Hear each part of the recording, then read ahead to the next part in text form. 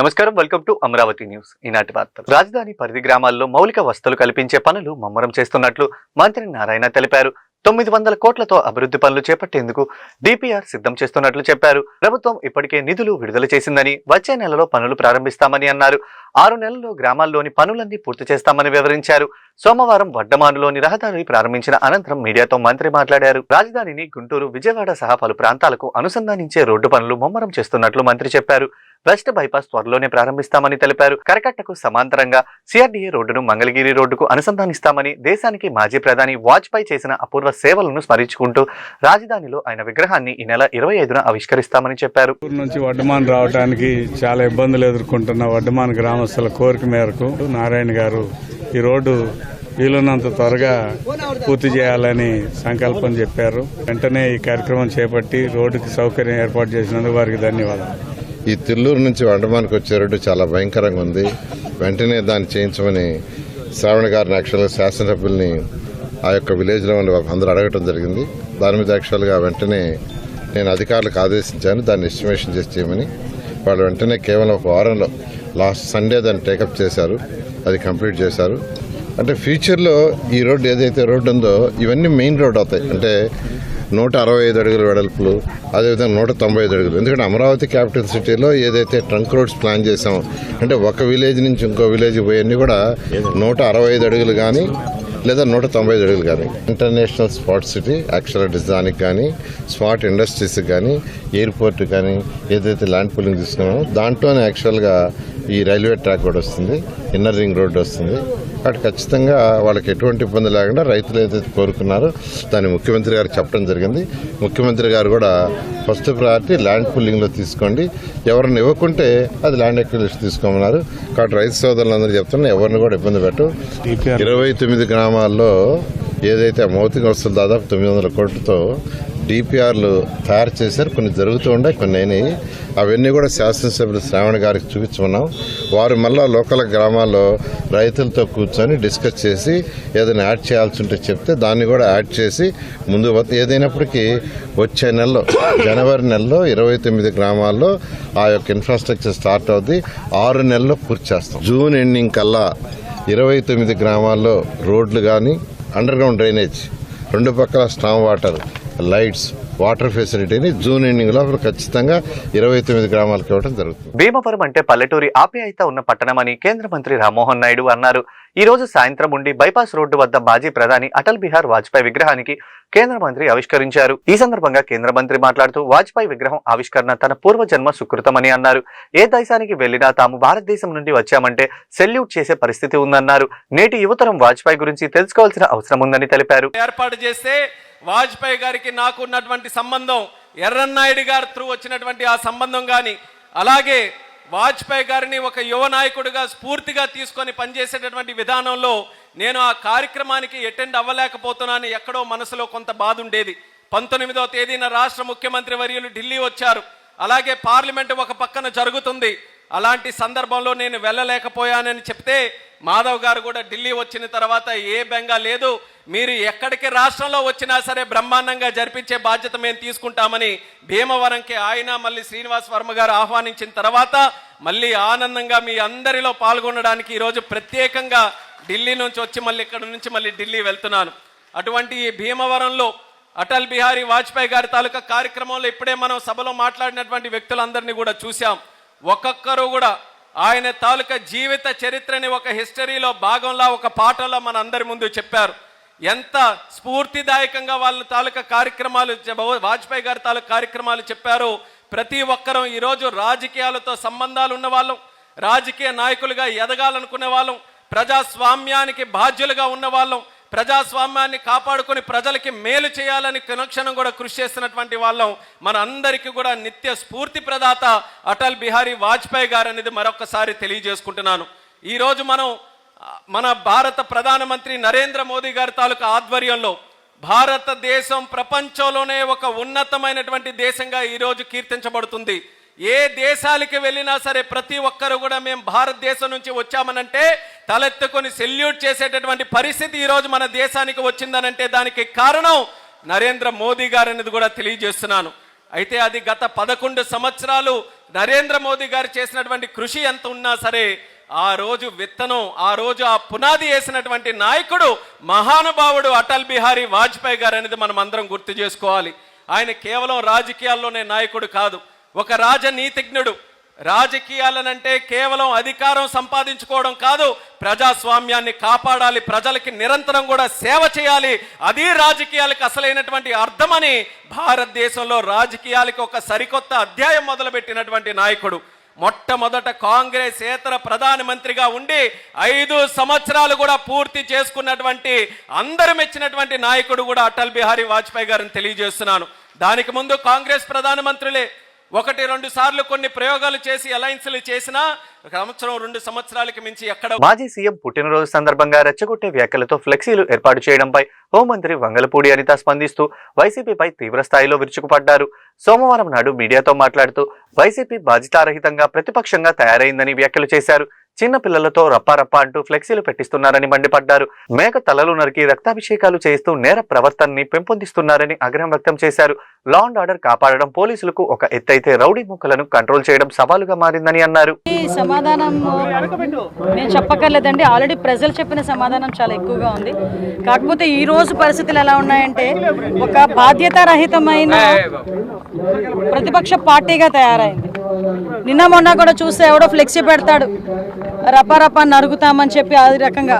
వాళ్ళు కూడా ఎలాంటి వాళ్ళంటే పిల్లలు చూస్తే 18 సంవత్సరాలు 17 సంవత్సరాలు పిల్లలు, అలాంటి పిల్లల చేత ఇలాంటి ఫ్లెక్సీలు పెట్టించడం, అదేవిధంగా ఎక్కడ పడితే అక్కడ మేకల తల నరికి రక్తాభిషేకాలు చేస్తామని చెప్పి వాళ్ళందరి చేత ఒక నేర ప్రవృత్తిని బయటకు తీసుకొచ్చే పరిస్థితి.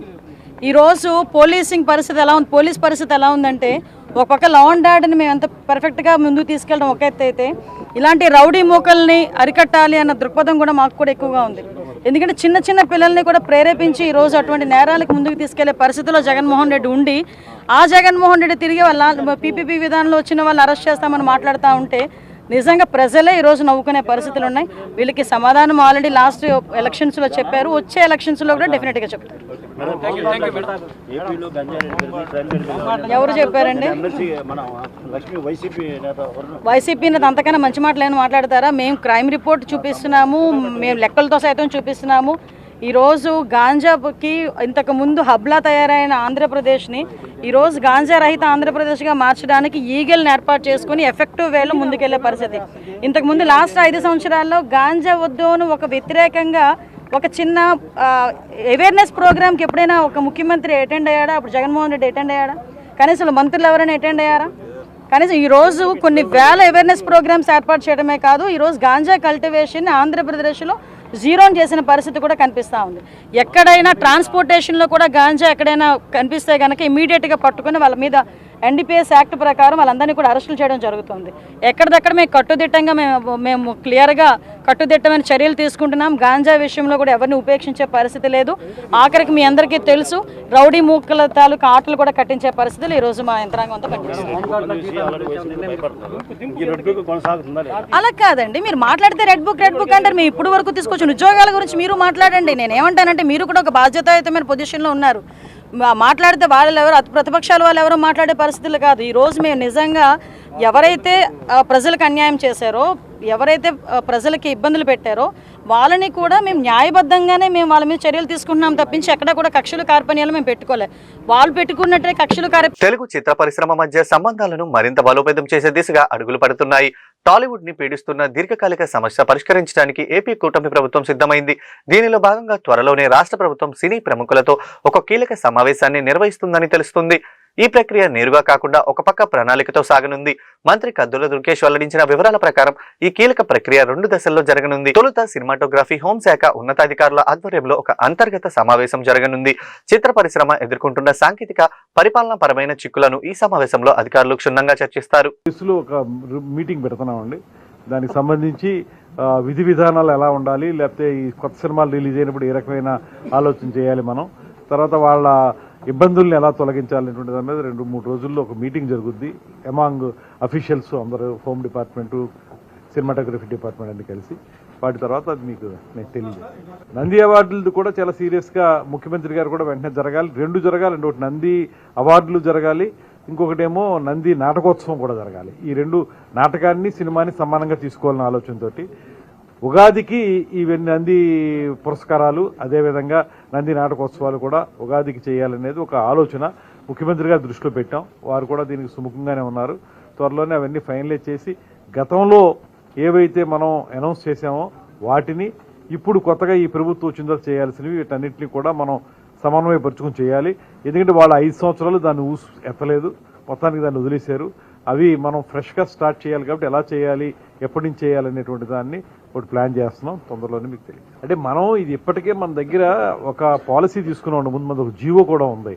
ఏంటంటే బడ్జెట్ని బట్టి కొంచెం సపోర్ట్ చేయాలనేటువంటి ఆలోచన, మన ఆంధ్రప్రదేశ్లో షూటింగ్ చేసుకుంటున్నటువంటి సినిమాలకి కొంత సపోర్ట్ ఇవ్వాలనే ఆలోచన, బాగా హై బడ్జెట్ సినిమాలు ఉంటే వాటికి కొంత సపోర్ట్ ఇవ్వాలి, ఎందుకంటే థియేటర్స్ ద్వారా వాళ్ళకి వచ్చే ఇన్కమ్ తగ్గుతుంది కాబట్టి అనేటువంటి ఆలోచనతో ఒక జీవో ఇంతకుముందే ఉంది. దాన్ని సోఫార్ మనం ఇంప్లిమెంట్ చేస్తా ఉన్నాం. ఇప్పుడు మళ్ళీ మారిన నేపథ్యంలో ఏ రకంగా దీన్ని ముందు తీసుకెళ్లాలనేటువంటిది రేపు జరిగే మీటింగ్లో డిసైడ్ చేసి ఫైనలైజ్ చేస్తాం. Excluding remuneration to the artists, మిగతా బడ్జెట్ కానీ ఎక్కువ ఉంటే దానికి మనం సపోర్ట్ ఇవ్వాలి అనేటువంటిది ఒక ఆర్గ్యుమెంట్ నడుస్తుంది. మొత్తంగా మనం దానికి సంబంధించినటువంటి బడ్జెట్ అంటే ఆర్టిస్టులకి ఇచ్చే రెమ్యూనరేషను, టెక్నీషియన్స్కి ఇచ్చే రెమ్యూనరేషను అన్నీ కలిపితేనే బడ్జెట్ అనేటువంటిది ఉంది కనుక దాన్ని కూడా దృష్టిలో పెట్టుకుని ఇవ్వాలనేటువంటి ఒక ఆర్గ్యుమెంట్ ఉంది. మేము ఆ రెండింటికి మధ్యగా ఎలా చేస్తే బాగుంటుంది, ఏ రకంగా ప్రొడ్యూసర్ని, డిస్ట్రిబ్యూటర్ని అందరినీ కూడా మనం ఎంకరేజ్ చేయగలుగుతాం, అది అందులో కూడా మనం చేయాల్సిన ఆలోచన కూడా ఏంటంటే ఆంధ్రప్రదేశ్లో షూటింగ్ ఎక్కువ జరుపుకునేటువంటి సినిమాలు, అదేవిధంగా కొంచెం నిజంగానే బడ్జెట్ ఎక్కువ అయ్యేటువంటి సినిమాలు, వాటి మీద ప్రత్యేకంగా దృష్టి పెట్టాలని ఆలోచన చేస్తున్నాం. ఇవన్నీ కూడా రేపు జరిగే మీటింగ్లో డిస్కస్ చేసి సినిమా రంగానికి సంబంధించిన అన్ని అంశాల మీద చర్చించి ఫైనల్ నిర్ణయం తీసుకుంటాం. ఇప్పుడు తీసుకున్నటువంటి జీవో మన దగ్గర ఏమీ లేదండి, కొత్తగా మనం ఏం తీసుకోలేదు. జీవో పాత జీవోని కంటిన్యూ చేస్తున్నాం. అది ఇప్పుడు మనం ఫ్రెష్గా దాని మీద కొత్త జీవో తీసుకురావాలంటే దాని యొక్క పూర్వపరాలు అన్ని కూడా మనం. చంద్రబాబు కోసం కేసీఆర్ చేసిన వ్యాఖ్యలను గుడివాడ అమర్నాథ్ సమర్థించారు. కేసీఆర్ ఎన్నడూ అబద్ధాలు మాట్లాడలేదు, అందుకే ఆయన అంత పెద్ద నేత అయ్యారని, చంద్రబాబుపై ఆయన చేసిన వ్యాఖ్యలను నేను పూర్తిగా ఏకీభవిస్తున్నానని, ప్రభుత్వంలో ఉండి ప్రజల కోసం ఆలోచించాలి, కొడుకు కుటుంబం కోసం కాదు అని ఆయన అన్నారు. అంతకుముందు చేరికల కార్యక్రమం సమయంలో ఆఖరి నిమిషంలో విఎంఆర్డీఏ చిల్డ్రన్స్ ఏరియా సిబ్బంది అనుమతి నిరాకరిస్తే గేటుకు తాళం వేశారు. ఈ క్రమంలో గేటు ముందు వైఎస్ఆర్సీపీ నేతలు ధర్నాకు దిగారు. కూటమి ప్రభుత్వానికి వ్యతిరేకంగా నినాదాలు చేయడంతో పోలీసులు ఎంట్రీ ఇచ్చారు. దీంతో పరిస్థితి స్వల్ప ఉద్రిక్తంగా మారింది. కేసీఆర్ గారు నాకు తెలిసి ఆయన ఎప్పుడు అబద్ధాలు చెప్పింది నేను ఎప్పుడు చూడలే, అందుకనే అంత పెద్ద నాయకుడు అయ్యాడు ఆయన. సో డెఫినెట్గా కేసీఆర్ గారు చెప్పారంటే ఓ రకంగా అది అందులోని వాస్తవం లేకుండా ఆయన మాట్లాడారు, వాస్తవాలే మాట్లాడినట్టుగా కనబడింది. రెండోది ఎప్పుడు కూడా ప్రభుత్వం అనేటువంటిది ప్రజలు పేదవాడి తాలూకా ఎదుగుదల, పేదవాడి తాలూకా భవిష్యత్తు గురించి ఆలోచించాలి తప్ప నా కొడుకు నేను బాగుంటే చాలు, నా కుటుంబం బాగుంటే చాలు అనుకున్నటువంటి వ్యక్తులు ఈ రాష్ట్రాన్ని పరిపాలించడం అనేటువంటిది కరెక్ట్ కాదు. సో ఏదేమైనప్పటికీ ప్రజలు అవకాశం ఇచ్చారు. ప్రజలు ఈరోజు ఆ అవకాశాన్ని ఇచ్చిన తర్వాత దాన్ని సద్వినియోగం చేసుకోవడం మానేసి అప్రజాస్వామిక పనులు, పబ్లిసిటీ, మార్కెటింగు, లేదా ప్రతిపక్షాలని మీద అన్యాయంగా కేసులు పెట్టడం, దీని మీద వారి శ్రద్ధ ఎక్కువ కనబడతా ఉంది తప్ప. ప్లస్ నిన్నటి నుంచి జగన్మోహన్ రెడ్డి గారు పుట్టినరోజు వేడుకలు చూసిన దగ్గర నుంచి వీటన్నిటితోడు కడుపుమంట ఒకటి. సో ఇవన్నీ బాగా చంద్రబాబు నాయుడు గారు ఆయన కొడుకులో బాగా కనబడతా ఉన్నాయి. సో ఏదేమైనప్పటికీ నేను నిన్న కేసీఆర్ గారు చేసినటువంటి వ్యాఖ్యల్ని పూర్తిగా ఏకీభవిస్తూ, ఆయన చేసినటువంటి వ్యాఖ్యల్లో ఒక్క చిన్న మాట కూడా. గుంటూరు ఉర్దూ బాలికల ఉన్నత పాఠశాలలో గుంటూరు జిల్లా పాఠశాల విద్యాశాఖ ఆధ్వర్యంలో జిల్లా స్థాయి విద్యా వైజ్ఞానిక ప్రదర్శన సోమవారం ఘనంగా జరిగింది. గుంటూరు తూర్పు ఎమ్మెల్యే మహమ్మద్ నజీర్ ఈ కార్యక్రమానికి ముఖ్య అతిథిగా హాజరయ్యారు. ఈ సందర్భంగా చిన్నారులు ప్రదర్శించిన పలు వైజ్ఞానిక ప్రాజెక్టులను ఆయన తిలకించారు. ఈ సందర్భంగా ఎమ్మెల్యే మీడియాతో మాట్లాడుతూ ఉన్నతమైన ఆలోచనలకు నూతన ఆవిష్కరణలు దర్పం పట్టాయని అన్నారు. వ్యవసాయ రంగంలో ఆధునికత సంస్కరణలకు ఈ వైజ్ఞానిక ప్రదర్శన వేదికగా నిలిచిందని అన్నారు. ఈ కార్యక్రమంలో నగర deputy mayor Shaik Sajila, school ఉపాధ్యాయ బృందం పాల్గొన్నారు.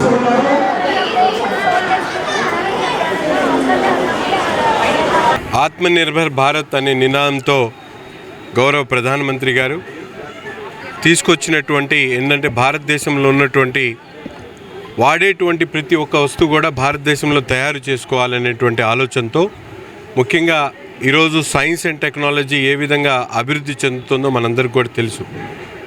వాడుకునేటువంటి ప్రతి వస్తువును కూడా భారతదేశంలో తయారు చేయాలంటే కొత్త వస్తువులు కూడా దాని మీద దృష్టి పెట్టాల్సినటువంటి అవసరాన్ని గుర్తించి, ముఖ్యంగా పిల్లల్లో ఈరోజు కేవలం చదువులంటే పుస్తకాలకు పరిమితం కాకుండా టెక్నాలజీ పరంగా, సైన్స్ పరంగా వారు కొత్త వస్తువులను తయారు చేయాలి. ముఖ్యంగా కొన్ని అంశాలను తీసుకొని ఈరోజు సస్టైనబుల్ అగ్రికల్చర్ దగ్గర నుండి గ్రీన్ ఎనర్జీ దగ్గర నుంచి వేస్ట్ టు వెల్త్ కానీ ఇటువంటి 7 అంశాల మీద ఈరోజు రాష్ట్ర వ్యాప్తంగా సైన్స్ ఎగ్జిబిషన్లు నిర్వహించడం జరుగుతూ ఉంది. అందులో నుంచి ప్రతి ఒక్క మండలానికి ఒక క్లస్టర్కి ఒక తీసుకొని ఒక ప్రొమో తీసుకొని దానిని పూర్తి స్టేట్ వైడ్గా కొంత మంచి ఐటమ్స్ని సెలెక్ట్ చేసి వాళ్ళకి మంచి గిఫ్ట్లు ఇచ్చేటువంటి కార్యక్రమాన్ని తీసుకొని, ఎందుకంటే దీనివల్ల ప్రతి ఒక్క విద్యార్థి కూడా మనం ఏం తయారు చేయగలుగుతాం అనేటువంటి ఆలోచనని, ఒక సంకల్పాన్ని అభివృద్ధి చేయాలనేటువంటి ఆలోచనతో ఈరోజు ఈ కార్యక్రమాన్ని గౌరవ ముఖ్యమంత్రి గారు అలాగే నారా లోకేష్ గారు ఐటీ శాఖ మంత్రి గారు పెద్ద ఎత్తున చేపట్టడం చాలా గొప్ప విషయం. ఈరోజు ఈ స్కూల్లో మేము చూసాం, చాలా మంచి అగ్రికల్చర్కి సంబంధించినటువంటి వాటర్ యూసేజ్ కానీ, ఫెర్టిలైజర్స్ కానీ, ఆర్గానిక్ అగ్రికల్చర్ కానీ, అలాగే ఇప్పుడే ఒక మంచి ఐటమ్, ఎందుకంటే హ్యాండిక్యాప్ పర్సన్స్ ఉన్నారు. ఈరోజు వాళ్ళందరికీ కూడా ఒక అసిస్టెంట్ కావాలని చెప్పి ప్రజలు ఇబ్బందులు పడుతున్నటువంటి పరిస్థితుల్లో ఇటువంటి ఇన్నోవేషన్ ఏదైతే ఉందో, ఒకే చైర్ మీద కూర్చొని అతనికి కావాల్సినటువంటి అన్ని వస్తువుల్ని సమకూర్చుకునేటువంటి ఒక మంచి ఆలోచనతో, సృజనాత్మకతో ఒక విద్యార్థి ఆలోచించడం అనేది చాలా గొప్ప విషయం. ఇటువంటి ఆలోచనలన్నీ కూడా బయటికి తీసుకొని వచ్చి పిల్లల్ని భావితరాలకు ఒక మంచి సంకల్పాన్ని కల్పించేటువంటి విధంగా ఈ కార్యక్రమాన్ని ఆన్లైన్ క్రికెట్ బెట్టింగ్ నిర్వహిస్తున్న 2 నిర్వాహకులతో పాటు బెట్టింగ్ లో పాల్గొన్న 6 వ్యక్తులను పట్టాభిపురం పోలీసులు అరెస్టు చేశారు. నిందితుల నుంచి 13,60,000 నగదు, అలాగే ఆన్లైన్ లో 5,05,000 నగదు ఫ్రీజ్, 8 మొబైల్ ఫోన్లు, ఒక ల్యాప్టాప్ ను స్వాధీనం చేసుకున్నారు. గుంటూరు జిల్లా పోలీస్ కార్యాలయంలో నిర్వహించిన మీడియా సమావేశంలో ఆన్లైన్ క్రికెట్ బెట్టింగ్ కేసుకు సంబంధించిన వివరాలు జిల్లా ఎస్పీ వకుల్ జిందాల్ వెల్లడించారు. స్థానిక వికాస్ నగర్ 3వ లైన్లో ఆన్లైన్ క్రికెట్ బెట్టింగ్ జరుగుతుందని టాస్క్ ఫోర్స్ బృందానికి రాబడిన విశ్వసనీయ సమాచారంతో వెస్ట్ డీఎస్పీ అరవింద్ పర్యవేక్షణలో పట్టాభిపురం సిఐ గంగా వెంకటేశ్వర్లు ఆయన సిబ్బంది సహకారంతో నిందితులను అరెస్టు చేయడం జరిగిందని అన్నారు. ఈరోజు టాస్క్ ఫోర్స్కి వచ్చిన నమ్మకమైన ఇన్ఫర్మేషన్ మేరకు క్రికెట్ బెట్టింగ్ ఆర్గనైజర్స్ మీద రేడ్ చేయడం జరిగింది. సో వెస్ట్ డిఎస్పీ అరవింద్ గారి ఆధ్వర్యంలో పట్టాభిపురం ఇన్స్పెక్టర్, ఆయన టీమ్ అండ్ టాస్క్ ఫోర్స్ వాళ్ళతో కలిసి రేడ్ చేస్తే క్రికెట్ బెట్టింగ్ ఆర్గనైజ్ చేసే వాళ్ళు 2, ఆడేవాళ్ళు 6 పట్టుకోవడం జరిగింది. వాళ్ళు ఒక ఇంట్లో ఒక చోట కూర్చొని ఒక laptop, mobile phones and playing cards కూడా వాళ్ళ దగ్గర సీజ్ చేయడం జరిగింది. వాళ్ళ దగ్గర నుంచి మొత్తం 13,60,000 క్యాష్, అదేవిధంగా 5,05,000 వాళ్ళ అకౌంట్స్లో ట్రాన్సాక్షన్స్ ఉన్నాయి. సో మొత్తము 18,65,000 డబ్బు సీజ్ చేయడం జరిగింది, ఫ్రీజ్ చేయడం జరిగింది. 8 మొబైల్ ఫోన్స్, ఒక ల్యాప్టాప్ వాళ్ళ దగ్గర నుంచి సీజ్ చేయడం జరిగింది. దీంట్లో మెయిన్ ముద్దాయి తాటినేని శ్రీనివాసరావు అని ఆయన. అతను గత 10 సంవత్సరాల నుంచి క్రికెట్ బెట్టింగ్ ఆడుతున్నారు, అదేవిధంగా ఆడిపిస్తున్నాడు. అతనితో పాటు అతను అసిస్ట్ చేసే అతను విజయభాస్కర్ రెడ్డి. వీళ్ళిద్దరు కలిసి పీచ్ ఎక్స్చేంజ్ యాప్ అని ఒకటి ఉంది. సో ఆన్లైన్ వాళ్ళు బెట్టింగ్ చేపిస్తారు. పీచ్ ఎక్స్చేంజ్ అది ఆన్లైన్లో వాళ్ళు లాగిన్ ఐడీస్, పాస్వర్డ్స్ తీసుకొని ఎవరైతే ఆడేవారు ఉంటారో వాళ్ళకి సప్లై చేస్తారు. సో వాళ్ళంతా కూడా ఎవరైతే ఆడతారో వాళ్ళు ఆన్లైన్ ఫోన్పే మీద ట్రాన్సాక్షన్ చేస్తారు, వీళ్ళ అకౌంట్కి పంపిస్తారు, అదేవిధంగా క్యాష్ కూడా ఇస్తారు. సో ఈ ఆడినాక ఏదైతే వాళ్ళు గెలిస్తే లేకపోతే ఓడితే ఆ 24 అవర్స్లో నెక్స్ట్ 1 డేలో ఈ అమౌంట్ సెటిల్ చేయడం జరుగుతుంది. సో ఈ బెట్స్ పెట్టే వాళ్ళు కూడా మనకి 6 దొరికారు. వాళ్ళు 100 రూపాయల నుంచి 10,000 వరకు బెట్స్ ప్లేస్ చేస్తూ ఉంటారు. సో ఈరోజు ఈ బిగ్ బ్యాష్ లీగ్ ఆస్ట్రేలియాలో జరుగుతుంది. ఆ మ్యాచ్ మీద వాళ్ళు బెట్టింగ్ చేస్తూ మనకి దొరికారు. వాళ్ళని ఈ 8 మందిని అరెస్ట్ చేయడం జరిగింది. వాళ్ళ మీద ఆర్గనైజ్డ్ క్రైమ్ సెక్షన్ కూడా పెట్టడం జరిగింది. దాంట్లో అరెస్ట్ అయ్యి రిమాండ్ అయ్యే అవకాశం కూడా ఉంటుంది. వాళ్ళ మీద ఆర్గనైజ్డ్ క్రైమ్ సెక్షన్ పెట్టి వాళ్ళ మీద కఠిన చర్యలు తీసుకోవడం జరుగుతుంది. అదేవిధంగా ఎవరైతే ఈ తాటినేని శ్రీనివాసరావు ఉన్నాడో, నిండుముక్కల గ్రామానికి చెందిన జంజనం కోటేశ్వరరావు నుండి నాకు ప్రాణహాని ఉందని, అతని నుండి నన్ను రక్షించుకోవాలంటూ జిల్లా ఎస్పీ కార్యాలయంలో నిర్వహిస్తున్న ప్రజా సమస్యల పరిష్కార వేదికలో తెనాలి గ్రామానికి చెందిన కన్యకంటి దినకర్ రవీంద్రనాథ్ ఎస్పీకి ఫిర్యాదు చేశారు. ఈ సందర్భంగా ఆయన మీడియాతో మాట్లాడుతూ అవసరానికి డబ్బులు ఇవ్వాలని 2021 డిసెంబర్లో 18 లక్షలు నా వద్ద తీసుకున్నాడని తెలిపారు. అతనిని డబ్బులు తిరిగి ఇవ్వమని అడిగితే నా వద్ద లేవు, నా వద్ద ఉన్నప్పుడు ఇస్తాను, అప్పటి వరకు నన్ను అడగవద్దంటూ బెదిరిస్తున్నాడని ఆవేదన వ్యక్తం చేశారు. నాకు న్యాయం చేయమని పలువురు పోలీసులు ఉన్నతాధికారులు కలిసి ఇప్పటి వరకు ఎవరూ న్యాయం చేయలేకపోయారని వాపోయారు. నా వయసు ఇప్పుడు 70 సంవత్సరాలు. ఈ వయసులో అతని వద్ద డబ్బులు ఇవ్వమని ఎన్నోసార్లు అడిగాను, అయినా అతను నన్ను కనికరించలేదని ఆవేదన వ్యక్తం చేశారు. చివరిగా గుంటూరు జిల్లా ఎస్పీని కలవటం జరిగిందని, ఎస్పీ నాకు న్యాయం చేస్తానని హామీ ఇచ్చారని చెప్పారు. రెవెన్యూ డిపార్ట్మెంట్ వర్క్ చేసి రిటైర్ అయి ఉన్నాను. ఒకే ఒక వ్యక్తి సామాన్యుడు 5వ క్లాస్ తప్పాడు, తెలుగులో సంతకం పెడతాడు. అతని పేరే జంజనం కోటేశ్వరరావు, నిడుబుక్కల గ్రామ నివాసి, తాడికొండ మండలం, గుంటూరు జిల్లా.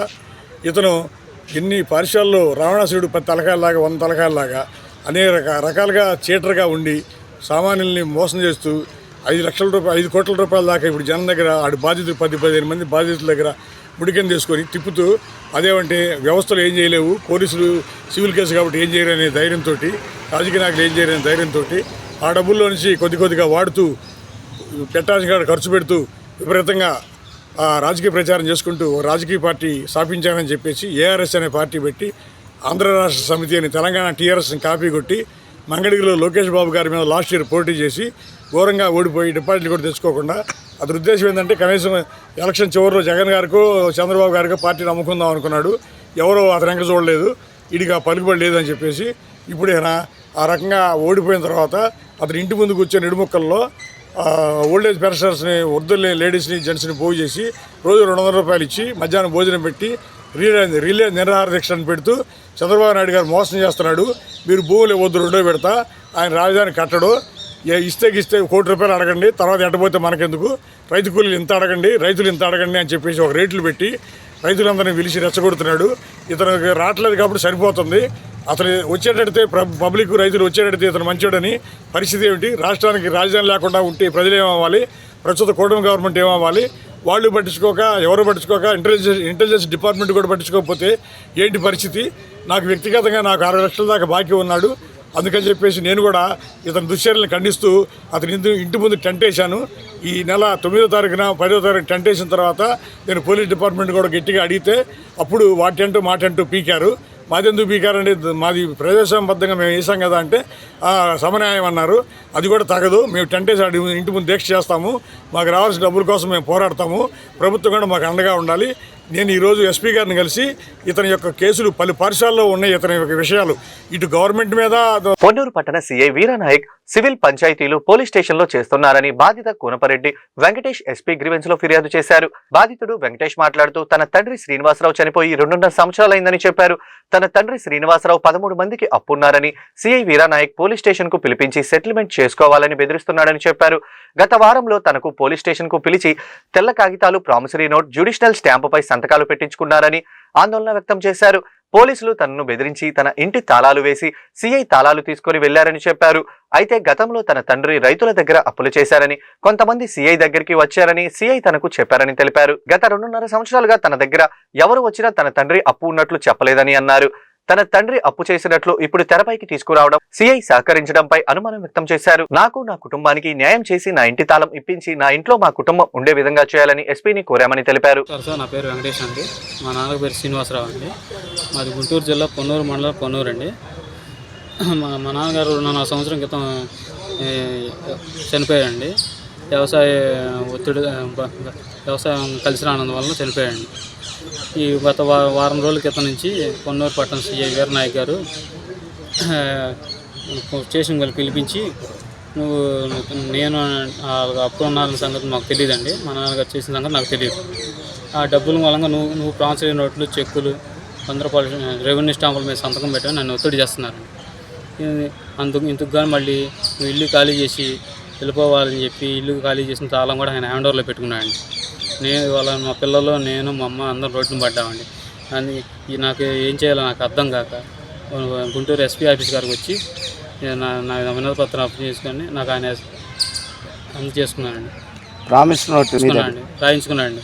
నువ్వు రాయాలి, నాకు రుజువైందని మా నాన్నగారు ఈయన అడిగితే నీకు చెప్పాల్సిన పని లేదు, నువ్వు మూసుకొని నువ్వు సంతకాలు పెట్టు, ఖాళీ చేసి బలవంతంగా నువ్వు పెట్టావా? బలవంతంగా పెట్టించారండి. బలవంతంగా పెట్టించారండి. అంటే ఎవరో 13 డబ్బులు ఇవ్వాలి, వాళ్ళు లక్ష్మీ అపర్ణ, రామశెట్టి శ్రీనివాసరావు, ఇంకా సోహన్ సార్ కొంతమంది పేర్లు ఉన్నాయి. వాళ్ళు వచ్చారా మిమ్మల్ని నాన్న అప్పున్నారని? కలవలేదండి. ఎప్పుడన్నా చూసావా? ఇప్పుడే చూశాను ఒకసారి, ఇప్పుడు స్టేషన్ పిలిపిస్తే ఒకసారి వారం రోజుల క్రితం చూశాను. అంతేగాని ఇంతకుముందు మా ఇల్లు మాకు ఇప్పించాలండి. నాకు సీఏ గారి వల్ల నాకు ఇబ్బంది ఉంది, ప్రాణంగానే ఉందండి, నన్ను కాపాడండి. దీనికోసం అందుకే ఎస్పీ ఆఫీస్ గారికి ఇప్పటికి వచ్చాను. ప్రజా సమస్యల పరిష్కార వేదిక స్పందన కార్యక్రమం గుంటూరు జిల్లా కలెక్టరేట్ ప్రాంగణంలోని ఎస్ఆర్ శంకరన్ కాన్ఫరెన్స్ హాల్లో సోమవారం జరిగింది. ఈ సందర్భంగా జిల్లా నలుమూల నుండి వచ్చిన బాధితులు తమ సమస్యలు పరిష్కరించాలని కోరుతూ కలెక్టర్ తమీం అన్సారియాకు విజ్ఞాపన పత్రాలు అందజేశారు. ఆయా సమస్యలను సకాలంలో పరిష్కరించాలని సంబంధిత అధికారులను కలెక్టర్ ఆదేశించారు. ప్రభుత్వ సంక్షేమ కార్యక్రమాలను అర్హులకు అందించాలని అన్నారు.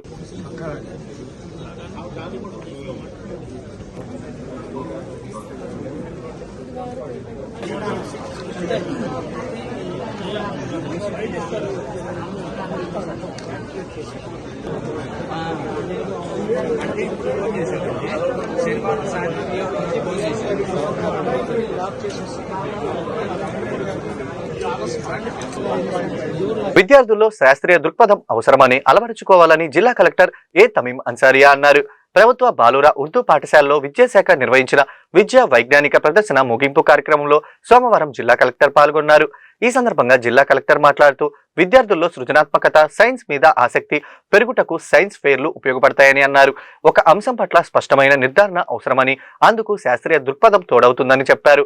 ఉన్నత స్థాయికి వెళ్లుటకు, పోటీ పరీక్షల్లో విజయం సాధించుటకు, శాస్త్రవేత్తగా రాణించుటకు శాస్త్రీయ దృక్పథం అవసరమని స్పష్టం చేశారు. శాస్త్రీయ దృక్పథం ఉన్నవారు నిజ జీవితంలో బాగా రాణిస్తారని పేర్కొన్నారు. సైన్స్ ఫెయిర్ ఇటువంటి అభిరుచి ఉన్నవారికి మంచి అవకాశమని అన్నారు.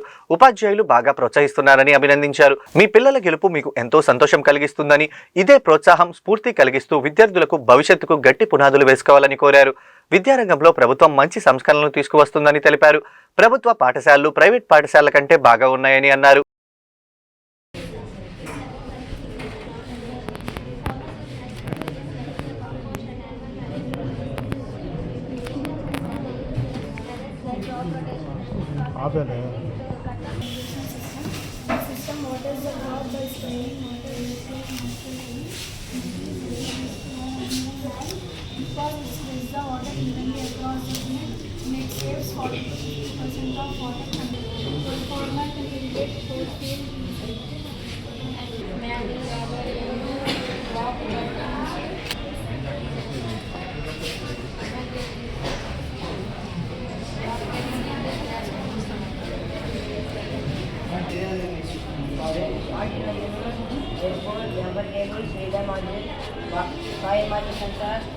కూడా జిల్లా యంత్రాంగం తరపున అభినందనలు తెలియజేస్తున్నాను.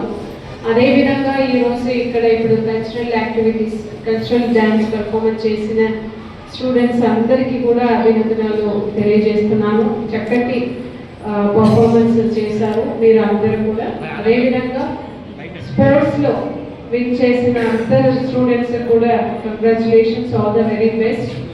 సో మీ అందరికీ కూడా తెలుసు, స్కూల్ ఎడ్యుకేషన్ డిపార్ట్మెంట్ నుంచి మన గవర్నమెంట్ స్కూల్స్లో పిల్లలు ఒక స్కిల్స్ని ఇంప్రూవ్ చేయడానికి, వారి ఒక కాంపిటేటివ్ స్పిరిట్ మీద ఉన్న ఒక ఇంట్రెస్ట్ అనేది పెరుగుతుంది. బికాస్ థియరటికల్గా చదవకుండా దాన్ని ఒక ప్రాజెక్ట్ రూపంలో చేయడం వలన మీ యొక్క క్లారిటీ కూడా ఇంప్రూవ్ అవుతుంది.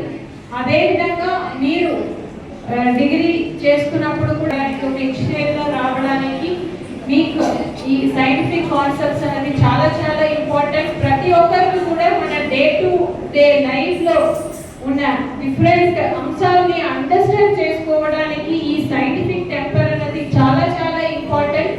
ఇటువంటి సైన్స్ ఫెయిర్ వలన మీకు స్టూడెంట్స్ అందరికీ కూడా ఒక మంచి ఆపర్చునిటీ. స్టూడెంట్స్ని ఇలా ఎంకరేజ్ చేసిన టీచర్స్ కూడా, ఎవరైతే మన science teachers and all the teachers కూడా మనస్ఫూర్తిగా అభినందనలు తెలియజేస్తున్నాను. బికాస్ మీరే మీ పిల్లలకు ఒక గైడ్గా ఉండి, ఒక మెంటర్గా ఉండి, మీకు తెలుసు ఇప్పుడు గవర్నమెంట్ నుంచి స్కూల్ డిఫరెంట్ రిఫార్మ్స్ తీసుకొస్తున్నారు. దాని వలన మన ఆంధ్రప్రదేశ్ రాష్ట్రంలో ఉన్న గవర్నమెంట్ స్కూల్స్ ప్రైవేట్ స్కూల్స్ కంటే ఇంకా మంచిగా అంటే బాగా ఇప్పుడు ఎఫెక్టివ్ గా ఉన్నాయి మన గవర్నమెంట్ స్కూల్స్. దానికి ఒక చిన్న ఎగ్జాంపుల్స్, ఇప్పుడు మనకి ఏదైతే ప్రైమరీ స్కూల్స్ ఉన్నాయో అక్కడ ఫౌండేషన్ చేసి ఒక సైంటిఫిక్ వేలో పిల్లల యొక్క reading skills, writing skills, understanding skills ని ముఖ్యంగా ఏదైతే మనకు లాంగ్వేజ్ ఉందో, మ్యాథమెటిక్స్ ఉందో దాంట్లో అదేవిధంగా ఇంగ్లీష్ లో ఇంప్రూవ్ చేయడానికి చేస్తున్నారు. అదేవిధంగా పిల్లలకు ఒక హోలిస్టిక్ డెవలప్మెంట్ మీద ఫోకస్ చేయాలి అని హోలిస్టిక్ ప్రోగ్రెస్ కార్డ్ అన్న కాన్సెప్ట్ ని కూడా తీసుకురావడం జరిగింది. అదేవిధంగా పిల్లల యొక్క అసెస్మెంట్ ని కూడా వారికి ఎక్కువ బర్డన్ ఉండకూడదు అని. ఈ వార్తలు ఇంతటితో సమాప్తం. తిరిగి మరో బులెటిన్లో మళ్ళీ కలుద్దాం. నమస్కారం.